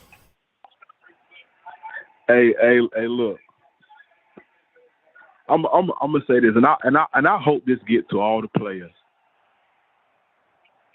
Don't allow Saban to Jalen Moody, nobody else on this team no more. It's not right. It's not right. We're seeing Christian Leary sit down, but Trayshawn Holden's on the field the whole game. We're seeing Burton play. He's not getting away from nobody. I don't know why Kool-Aid ain't at nickel, why Rick's not at the other side, and why Brant's not at safety. I don't know why that hasn't happened yet. Blackshire, I wouldn't show up to practice another day if 10 out there over me again. You just can't do it at this point. It's not fair. He coming in these people's houses, talking to these people's parents, telling them to do this, I'm going to put you in this position. And you could look at J.C. Latham. What was Chris Owens doing out there that long? You could almost say who he's playing is jeopardizing how good we could really be. It's almost not fair to Bryce, who he choosing to be loyal to everywhere else on the field. It's not. Bryce ain't supposed to have lost the game at Bama. I don't see what's going on with who's playing and the production we getting. So it's like Saban said something to press conference today. We didn't have no chant coming out. That's because Tua don't knock shit. And, you know, Bama got a good standard, bro. Saban, you can't play nobody who ain't living to the standard. He's not Sean Dion. Don't play him. You don't look like Sean Dion. I can't play you at all. You don't look like Trader Priest. I can't play you at all. I'm not even going to name Dante and Ruben. That's fair, them legends. But, you know, you're not even Rashawn Evans. I can't play you at all. DeMarco Hellers, you're not what's his name? Lester. You're not Robert Lester. You're not Vinny Cincinnati. We have a standard. So it's disrespectful to who we've had there to let Tua keep playing. It's disrespectful to who we had there to even have Chris Owens having that opportunity like that. It's the staff. Because like I always say, you can't replace Kirby, you can't replace Scott Cochran, you can't replace Joe Davis, you just can't replace legends. But what you can do is get these old players back and let them be all around the staff. I won't look for nobody else. I get Terrence Cody a job, I get Ragland a job, I get Nick Perry a job, I let Chapman be the coach on D-line. It doesn't make any sense. And like I said, this Saturday showed it all. You know what I'm saying? We do know the refs hurt us, but Bama football ain't Bama football. And I think it's just because who he's choosing to play, man. I'm to be honest with you. Like I said, there's no standard to who we've had there. You know what I'm saying? I'm gonna say this thing. I'm gonna get off. The guy Braylon Ingram, who transferred on us from the spring game. Now, I hate to say it's a spring game, but, he's still going against Bama O-lineman. From what I saw in the spring game, he got the best hands on the team, and he did right by leaving for not playing. If you watch Braylon Ingram in that spring game again, you can't tell me nobody on that D-line has better hand placement and disengagement with his hands than anybody else. And I think everybody need to follow suit to Saban get his mind right about who he playing. That's all I'm going to say about it. Appreciate G from North Carolina giving his thoughts here on the show from the matchup against Tennessee. We take this call here. Keep them coming. You're live on the show. What's going on? How we feeling? State your name and where you calling from. Hey, Steven, this is Tim from Atlanta, Georgia. Tim, what's happening, brother? Nothing much, man. First, I want to say Roll Tide. I got a few things to cover. Pretty much, I'm going to cover the team. First of all, I want to say that was a great game. It ended up being great. It started out bad, but it ended up being great. Bama should have never got behind 21 points in the first quarter. That's number one. A lot of people said stuff about Nick. They said stuff about the defense. I want to talk about the whole team because everybody was responsible for that loss. As far as the defense, I noticed during the game I saw them only rushing 3 or 4 players. They rarely blitz that quarterback, which I thought they should have done more of that. That's on the coaches. The safeties and the DBs, for whatever reason, for the past 4 or 5 years, they don't know how to cover. They don't look for the ball. They're just looking at the guy in front of them. So everybody say Nick is the DB specialist. Should we blame Nick or should we blame someone else? But for the past 4 or 5 years, that's how they play the game. And that's not, you're getting guys wide open on the other team and they're getting record, games. This guy getting 200 and something yards, one guy, shut him down. You do that, then Bama wins the game. As far as the Will Anderson, I noticed he was being doubled pretty much the whole game. So if they're doubling him, that creates somebody else that's not being blocked. What happened to Dallas Turner? Where were the other guys? As far as the O-line, they was real inconsistent. Like the caller just called in and said Bryce don't deserve that. He don't. They didn't block at times. A lot of times they didn't block. He was getting hit left and right. I looked on social media. I think it was Twitter. Somebody said he had 10 shots to the head, but the refs never called anything. It shouldn't have got to that point. Now, a couple of years ago, they were saying that, Saban or Bama recruited the number one O-line in the country or whatever. It's been at least 2 years since then, but we still making, 17 penalties. I mean, that was a record. But, on the receiving end of it. That's the most yards they give up since 1907. I think that's what they said. So, I don't know. The guys, like Nick said, they're not disciplined, but that comes with coaching. As far as the special teams, everybody was blaming, Gibbs for dropping passes. If he wouldn't have did that, we would have won the game. If it wasn't for him and Bryce, they wouldn't have been that close in the game from the start. But no one's blaming, the kicker. Last 2 games, he didn't miss 3 field goals. So there's a problem there. Somebody needs to address that. I'm not sure what the problem is, but you can't just leave him out and blame somebody else. Like I said, the whole team's responsible for this loss. You had other receivers that dropped passes in the offense. You had offside penalties, false starts, holding, but 17 penalties. That's not a Bama team. That's not what we as Bama fans are used to seeing. I watch Paul Feinbaum, and he said when the guy touched the punt. You remember the punt where the guy touched the ball, and then he fumbled it. He said, Feinbaum said that guy, he thought when Nick went off on the guy on TV, he thought Nick was about to have a stroke. So for him to get that upset about that, that means either the player that did that was told not to do it, or either somebody didn't coach him right.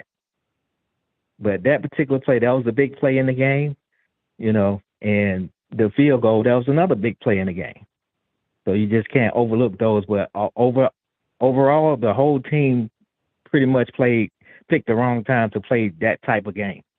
And I've heard a lot of people call in saying that, it's been happening pretty much the whole season. I agree with that. You shouldn't get to the 7th game of the season and you're still getting multiple penalties like that. So that means, something is wrong.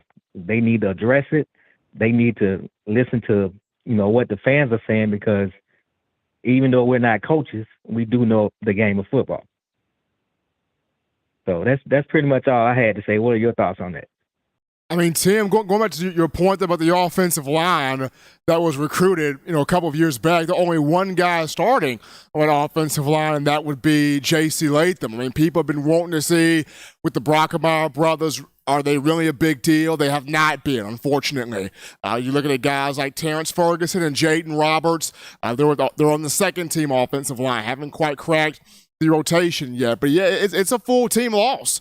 Is a full team loss, and this is one where it was a gut check, and everybody's got to figure out how is this team going to get off the mat here and try to run the table in the SEC. We appreciate Tim for that call. We'll take this when you're live on the show. What's happening? How we feeling? State your name and where you calling from. What's up, Steve? It's JD Long, man. How you doing? JD doing good, man, and yourself? Hey, man, it's been rough, man. I've been listening to all the callers, man. Everybody has some great perspectives, on the game, man. A couple things out here. I ain't going to hold you long, Steve. I just feel like, man, we got to kind of work on some things, man. First, on defense, man.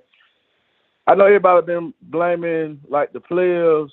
But, Steve, answer this question for me, Steve. How many, on the last – well, you can really say since Saban been down there, how many 4- or 5-star guys we get in every year? How many 4 or 5? Several. Too many of them. Right. So we got guys that can play. It's the coaching, man. It's the scheme, man. You got 4 or 5-star guys coming in. These guys can play. We got to put them in the right position to be successful. I mean, I know people jumping down on DeMarco Hellams, but I went back and looked at the game. The reason he was cheating up because he had to help on run support. Our front seven was not dominating that game. So he was cheating up because he felt like if the running back get past Will Anderson and in the front seven, he had to play run support.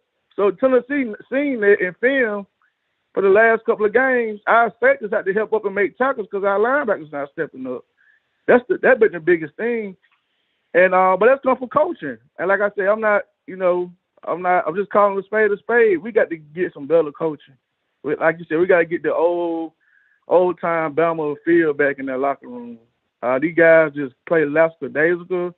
They don't play with no fire behind them. I mean, when was the last time we seen a big hit? We just going out there. We're playing 2-hand touch out there. And for Bill O'Brien, I mean, we had a chance to eat as bad as we played, we still had a chance to win at the end. Why not at least run the ball 2 or 3 times and at least run the clock down? We just gave. Basically, I feel like we just gave Tennessee the game. I mean, we could have ran the ball out and just we could have went to overtime. I like our chances in overtime. I mean, we just left so much on the table, so much on the plate. And the refs, my God, I mean, they might have had on the orange jersey.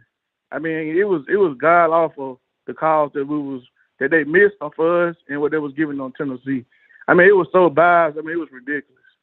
And I watched Saban's press conference this morning. I know he was saying he's going to review some of those plays to the SEC refs, but they should be held accountable for that, man. They should never referee another SEC or Bama game. Like, I'm serious. Like, that was god awful. Like, I seen on one play where Isaiah Bums was going up. The guy grabbed his whole face mask for crying out loud. And the ref was right there. He didn't even see it. I mean, come on. I mean, things like that, I mean, it can make a player be defeated when you want there trying to play hard and you just can't get calls.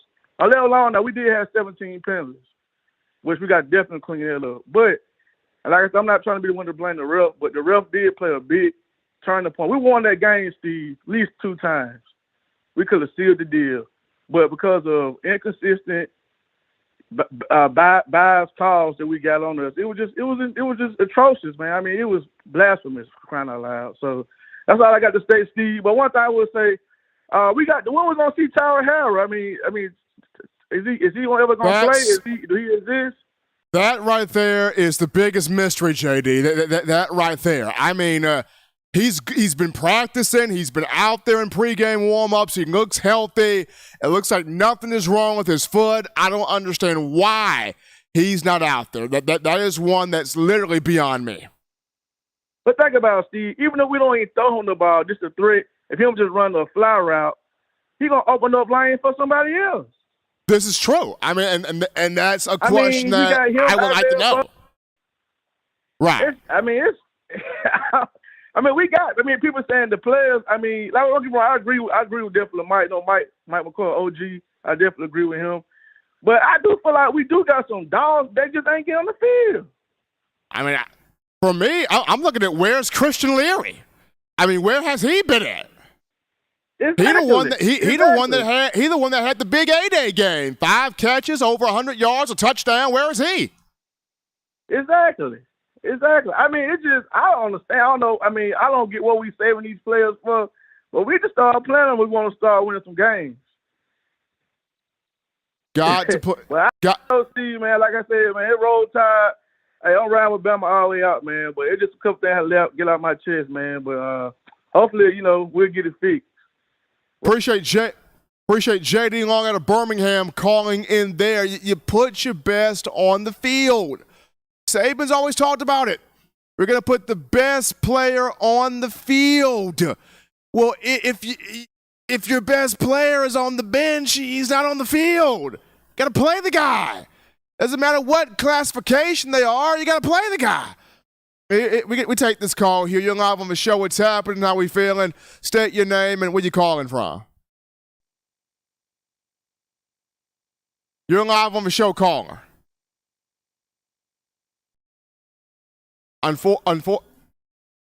Doing great in yourself. Doing well. This is Sam out of Birmingham. I've just got a couple points I want to make. I don't want to harp too much on the actual players themselves. I know we a lot of callers been talking a lot about Marco Hellams, the offensive line, some others on defense. But I think my opinion is I think it boils down to the staff that is putting the pieces together, right? Because I mean, you look at the defense. There were things schematically that I saw live during the game where, if I'm Josh Heupel, I'm like, thank you. We've been burning you guys all night on this play.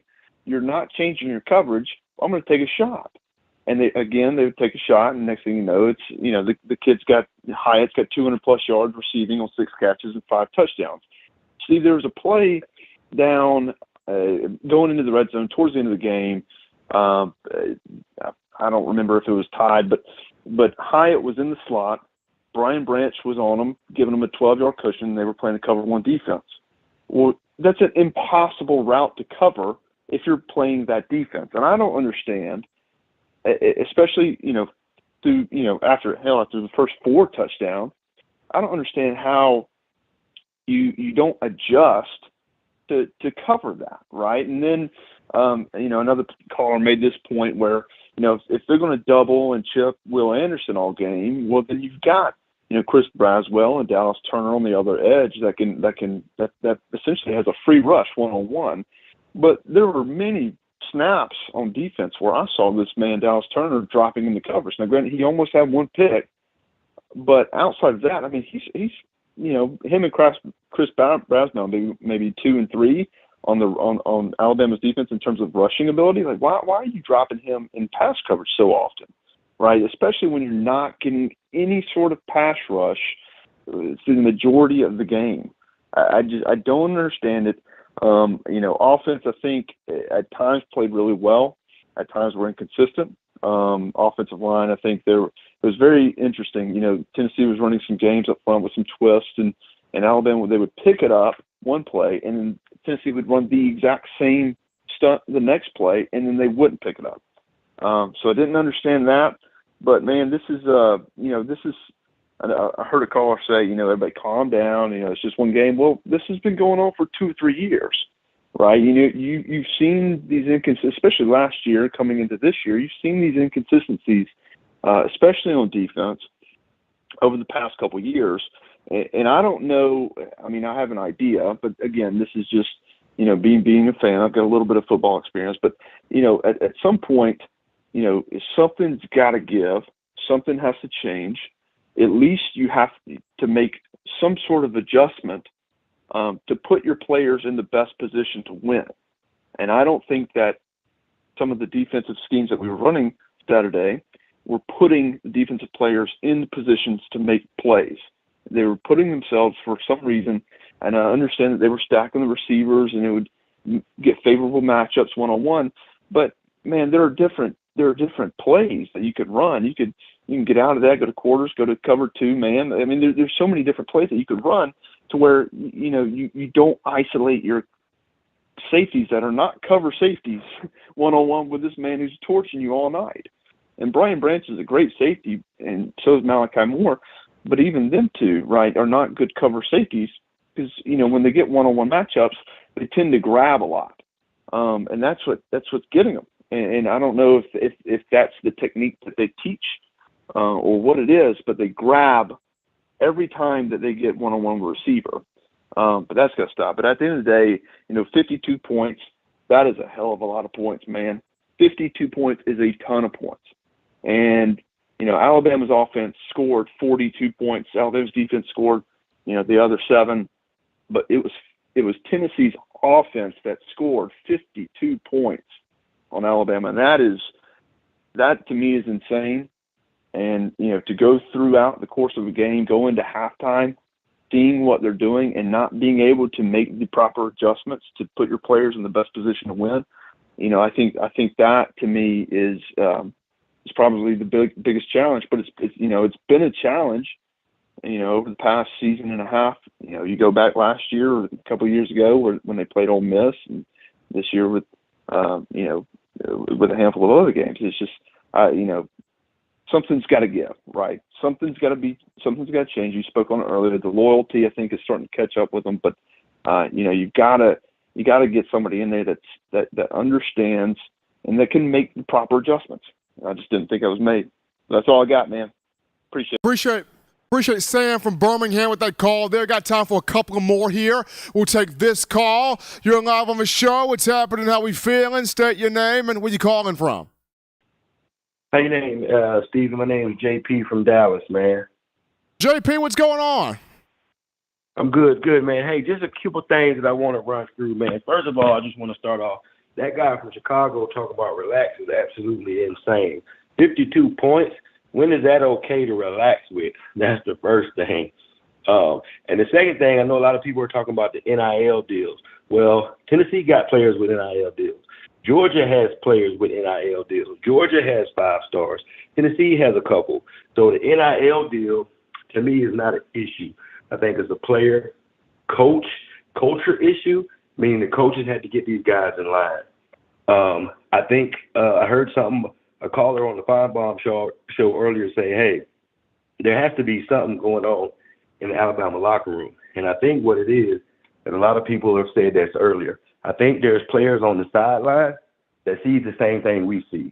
They're seeing these guys are out on the field, they're not producing, they're not living up to the Bama standard, yet they're still on the field. There are players on the bench that aren't getting their chance to shine, to go out there and do their thing. So I think that's part of the big issue. And I think Nick Saban, to your point earlier, he's a leader of this whole deal, and he got to hold everybody accountable. And at some point, I think Mike said it earlier, if you're not doing your job, somebody else has to get in there and get an opportunity. I mean, DeMarco Hellams, That particular formation they were running, there was no double moves. There was no out and ups. The guy was already 12 to 15 yards off the ball, and the guy was just running straight by him. I mean, I know they're saying coaches and everybody making adjustment, but if I'm a safety, because I did play safety at an SEC school, to not be mentioned. But if I am going to be 12 to 15 yards out, I know I run a 4.445. This guy runs a 4.243. I got to give some ground. I just can't sit there, run support in the box, and then the guy run by me. Like you said yesterday, if I'm even, I'm leaving. And then that's where these guys get to reaching and grabbing, and they're panicking. So I don't know what they're doing in practice, but for the last 3 or 4 years, for the most part, Bama DBs have had horrible technique. It's either the MO for offenses has been throw it up, it's going to be a PI, or it's going to be a touchdown against Alabama. This has been going on for the last 3 or 5 years as far as I've been looking at this. And so I don't know what they're teaching. I know, like they say, Nick Saban is the one that teaches the DBs in practice, but my goodness, they are not executing when it comes to game time. They're grabbing, they're reaching, they're panicking, they're out of phase, and they just don't know what they're doing when it comes to the play. But I just wanted to say that real quick, man. I know that guy from Chicago saying just relax, but this isn't a relaxable time right now. 52 points, never given up since 1907 Alabama, and never in the history of a Nick Saban coach team. 52 points. I mean, that's just unacceptable. That's just not something to relax about. But been listening to the show forever, man. Thanks for taking the call. Appreciate JP out of Dallas calling in there, and we'll take this one right here. You're live on the show. It's happening. How we feeling? State your name and where you calling from. Jason, and I'm calling from San Antonio. Jason, what's going on, brother? I'm hearing the callers, and I called about a few weeks ago. I called on here about the UT and Bama game, and I was just looking at the Tennessee and Bama game the other day. And one reason why I was looking at it is because I wanted to see how far Heupel had gotten with the Tennessee offense, because I had a feeling they were going to look something like Oklahoma, and that's exactly what that offense looks similar to. The run countering for the pass. That guy Wyatt, Helms, Malachi Moore, they were making that. I think he's the second wide receiver on the team, the number 2 wide receiver. They were making him look like Megatron. Right. I mean, Hyatt was their number 2 guy. Their number 1 guy, Cedric Tillman, did not play because of an ankle injury. Yeah, but I don't know how the number 1 is versus to the number 2 is, as far as the gap between talent. But Hyatt looked. He probably got all kind of NFL scouts texting him right now, because they made him look like a lottery pick. They just made him look like a lottery pick. And Saban, he's known for coaching defensive backs, and I'm just like wondering, like, okay, I know you have Eli Ricks. I know Arnold, he had came in the Texas game after, they were having problems with the pass, and he had dropped off. And the other corner on the side, he was doing pretty good, but they were just picking on him all day, and they did not want to bracket him for I don't know what reason. And it kind of goes to Saban, like, is your brilliance can get in the damn way. Yeah. And your better judgment are like, okay, well, look, if it's not working, I gotta fix it. I just can't keep letting it get worse and worse and worse until the wheels fall off, and all of a sudden the wheels just fell off. But because the offense has got to look at the defense, is like, man, we can't keep doing this. You got Bryce Young and you got Gibbs in the backfield, but you wide receivers, they're catching the balls. I see a lot more often, but they're having some critical drops, and you can't be having that, because Bryce Young is having to scramble for his life and pull rabbits out of his hat. Because I thought he was going to get sacked on one of these plays, and he just stopped and stepped in there, and he threw that ball where it needed to be thrown. If they didn't have Bryce Young, and he went down with an injury, he was like with the A&M game, if he wasn't able to play this game, you don't know how this game would have went. We know that Tennessee, we know the defense wouldn't be able to do anything. And speaking of going to the linebackers, is Moody and Blackshire in the Saban doghouse? Moody's not. Moody's not in Blackshire. I know Moody practiced the whole week for Tennessee. He was cleared from the bruised kidney he had. That's why he didn't play against A&M. But he was cleared to play against Tennessee. He was good to go. I don't know why he wasn't out there. Well, I'm trying to figure that out because if you have because clearly your best players are not on the field. In his mind he might be thinking that these players that are on the field are more cerebrally smarter than the players that are more talented than them. But I mean, it's just gonna come a time to where like next game you got Mississippi State, Mike Leach. I think Mississippi State only got one loss. Am I correct? Yes. What do you think Mike Leach is thinking with that air raid offense and them defensive backs that got on the field? He's got to be like, I know what to do. I'm gonna do this. I'm gonna do this. I'm gonna do this. I'm gonna do that. And that quarterback could have 400 or 500 yard passing game and 4 or 5 touchdowns. And they gonna and it goes to the defensive line. Y'all don't have the damn edge rushers no more, other than defensive ends, just pure pass rushers. You got some hybrids like Anderson and Dallas Turner, but you're gonna have to have somebody else other than them two, because number 10. I just put my tight end on him already. He just can't. He's just not. I don't know what the hell. I don't know. He might need to go in the stands and serve Dr. Peppers or something, because he's just taking up a valuable time from somebody else, because he's just not. He's just not in plays. And hopefully they can get this fixed. Well, Saban, he's gonna have some decisions to make. He's going to have some decisions to make, because every time I watch Bama game, I've never seen Bama look like that. Maybe you can say maybe in the Iron Bowl, because you got to throw out the records, because that's just one of those games. But hopefully by then they'll fix it. Hopefully before this Mississippi State game, because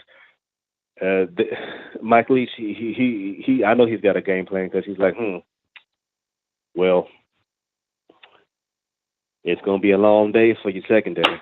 Because and Eli Ricks, I'm not understanding why he's not playing, because I follow recruiting all the way back to the days at Mater Day, and he was the number one corner. He went to LSU. Don't know what happened at LSU. Now he's at Alabama. I saw him in the spring game, but I ain't seen him in an actual game.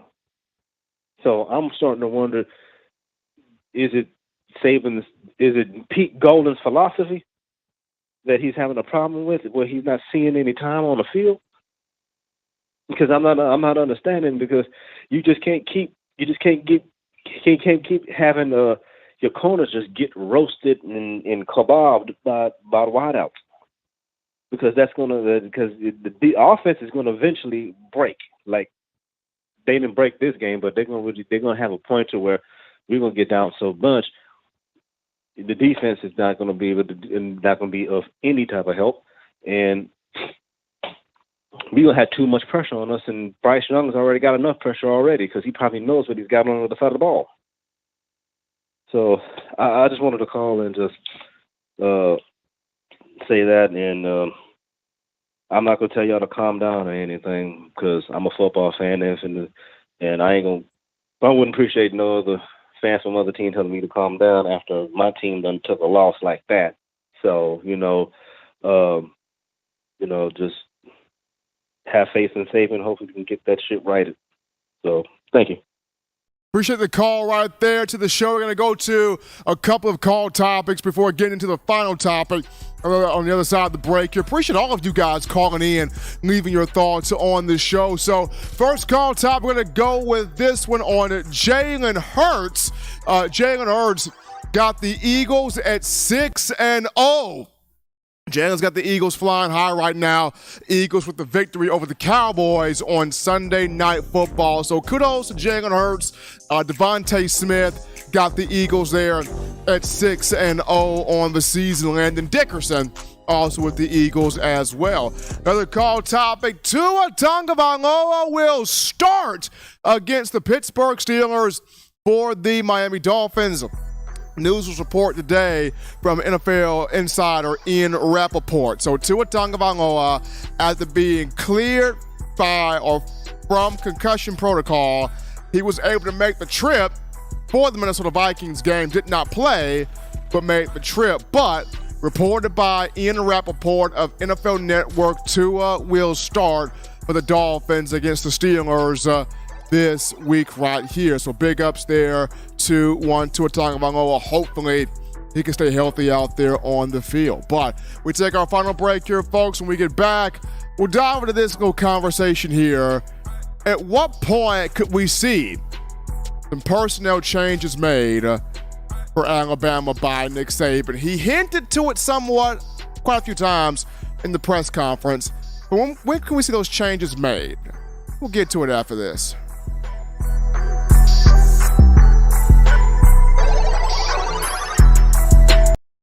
If you're an avid Alabama Crimson Tide fan and you love to flaunt it, then show your Alabama Crimson Tide support by grabbing the All-Bama sneakers. They feature bold Crimson Tide graphics, so no one will be able to question where your allegiance lies. When you add these sweet sneakers to your Alabama Crimson Tide collection, go to STSfootwear.com and use the code TDAlabama for $15 off your purchase. That's code TDAlabama for $15 off your purchase. Go to STSfootwear.com and get your All-Bama sneakers today. Touchdown Alabama Magazine is Alabama football's premier publication. A subscription to Touchdown Alabama Magazine is the perfect gift for any Alabama fan. For exclusive news and information, recruiting updates, a free annual print magazine, and more, go to touchdownalabama.com and click join. Only $7.95 per month, or pay $74.95 for a full year subscription. That's a yearly saving of $20. Go to touchdownalabama.com today and roll Tide. Thank you for tuning in. Show your support right now by clicking that like button. If you haven't subscribed, hit the subscribe button now and enable all notifications to make sure you don't ever miss any of the best Alabama football news, notes, and information right here on Touchdown Alabama. All right, folks, we're back into the action here from the break. Hottest show on the streets, covering your Bama football news. In my own words, yours truly, Stephen M. Smith of TDA. And before we get to the final topic of conversation, got to remind you, streaming tomorrow on the TDA YouTube channel, 6 p.m. Central Time, we got the Bama Standard with Justin Riley, comedy legend Steve Brown, all SEC linebacker, former Crimson Tide linebacker Marvin Constant, two-time national championship running back, USFL champion Bo Scarborough. Yours truly, Stephen M. Smith. We got two incredible guests coming on. One of those guys is Nick Gentry, former Alabama defensive lineman, two-time BCS national champion. They've got thoughts, they've got opinions, they've got some expressions they want to show following this Tennessee game. So you want the laughs, you want the entertainment, you want the comedy, you want the Bama legends, the Bama Standard tomorrow, 6 p.m. Central Time, streaming right here on TDA's YouTube channel. Also got to remind you of TDAwear.com. That is TDAwear.com. So for all of your swagger, sauce, drip, clothing, cultural, fashion needs, check us out right here, TDAwear.com. That's TDAwear.com. The link is in the description. Go ahead, get you that gear today. Support your team, your brand, your program by getting that Crimson Tide gear today. Link in the description right there, TDAwear.com. But here we go, Elon. Coach Saban mentioned this in today's presser. The idea of, at some point, making those personnel changes. He said nobody's entitled to a position, and that's players. But I think he could also throw coaches in there. That nobody's entitled to a position. So if people are not doing what they need to do, then we got to make some changes in here. But the question becomes, how quickly can we see these changes implemented? Whether it's players, whether it's coaches. That's the question. In terms of players, whether it's the secondary, defensive line, linebackers, guys on offense. I mean, how quickly can we see these changes be made here to the personnel to ensure that Alabama's put in the best situation to win out the remainder of its schedule, get to the college football playoff, and play to that relentless, competitive, strong standard, right? Not only for the players, but also the coaches.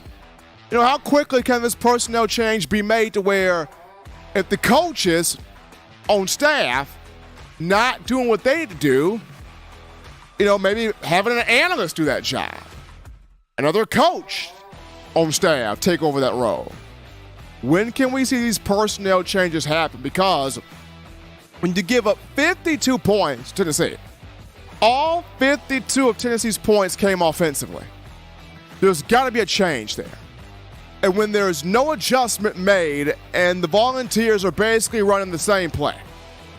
Yes, they ran the ball also with Jabari Small and a couple of other backs, but the one pass play they did was you have the trips stack either to the top of the formation or the bottom, and all the touchdowns came out of that formation. And it could have been 2 more touchdowns out of that formation if Hendon Hooker did not overshoot receivers there. The point being, when can we see these changes being made? Because that's the big thing. Will we see them made against Mississippi State? Will we see them made throughout the duration here of the season? When can we see these changes? Because in order for Alabama to win, adjustments are going to have to be made. Changes are going to have to be made. That's going to have to happen here if we're going to get here to where Alabama needs to get here, that being SEC championship and college football playoff in terms of competing for a national championship. So Saban's got to make these changes on the coaching staff, whether it's coordinators, position coaches, got to have some changes here. And in terms of the players, offensively, defensively, guys that are ready to get this thing done now. And you see if they're ready to snatch the throne, go ahead on and see what these other guys can do out here on the field. But as always, Bama fans, you want the best in news, notes, coverage, entertainment on your favorite program, that being the Crimson Tide. You can check this out by accessing the Touchdown Alabama Magazine app. Now, you download the app from the iPhone App Store if you're rocking Team Apple, Google Play Store if you got the Android phone. For your audio needs, check us out, iTunes or Apple Podcasts, Spotify, Stitcher, Spreaker, TuneIn Radio, Overcast.fm, or iHeartRadio. We got you covered. If the good and gracious Lord sees fit, I'll be back Wednesday continuing the conversation that is Tide football.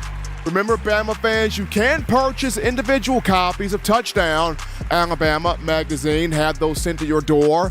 That link found in the description. If you're trying to get your hands on the fresh edition, print edition of TDA, the magazine, you go to touchdownalabama.com. You click join, become a member or a subscriber today.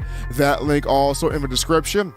If you're trying to get your hands on the 4-finger bling necklace, 4-finger bling jewelry, courtesy of our guys that we own, thefourthquarter.com. That link in the description as well. Guys, shout out my man Mike McCoy, who came on here laying down the law on the show today. Always enjoy Mike coming on here. Former Alabama wide receiver, 2009 BCS national champion. Got to appreciate you, the outstanding fans of Tide football. All the calls, all the donations, all the dialogue, all the conversation. You making this your show, excuse me, your show, your channel, platform, space to talk Bama football. Y'all got me choked up over here, but I'm good right now. Gotta also shout out the man Eli Walker in the production studio doing his thing from behind the scenes there. Gotta remind you, tomorrow, streaming 6 p.m. Central Time on the TDA YouTube channel. You got the Bama Standard with Justin Riley, comedy legend Steve Brown, all SEC linebacker Marvin Constant, two-time national championship running back and USFL champion Bo Scarborough, yours truly, Stephen M. Smith. Also, two Bama legends coming on in Nick Gentry, former defensive lineman, and Reggie Ragland, former Alabama linebacker. You don't want to miss the conversation on the Bama Standard tomorrow, 6 p.m. Central Time, streaming right here on the TDA YouTube channel. Well, folks, until next time, husbands, love your wives. Wives appreciate, value those husbands. Children, you guys continue doing the right thing, fun thing, smart thing, good thing, legitimate thing to not be bored. You get yourself those 3 hearty meals a day, those 3 great laughs a day. You protect yourself. You protect the loved ones around you. Until next time, folks, I'm your man, Stephen M. Smith, and you've been listening to In My Own Words.